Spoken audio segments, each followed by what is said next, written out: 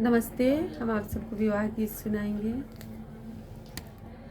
पटना सहरिया में बसवा भी चला जी, बसवा के किनी जाले बेटी क पापा जी, बसवा के किनी जाले बेटी क पापा जी।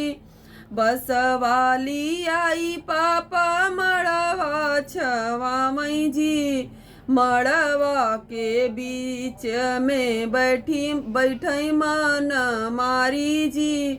घर में से निकरली बेटी हो कवनी देई, पूछ लगली काहे पापा बैठे मनवा मारी जी।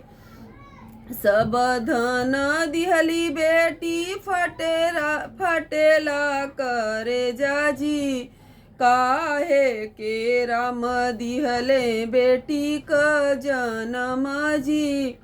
पटना सहरिया में बसवा भी चला जी, बसवा के किनी गईले बेटी क चाचा जी। बसवा के किनी जाले बेटी क चाचा जी। बसवाली आई चाचा मड़वा छवा मई जी, मड़वा के भी चाचा बैठई मनवा मारी जी। घर में से निकरली बेटी हो कवनी देई, काहे चाचा पूछ लगली काहे चाचा बैठई मनवा मारी जी।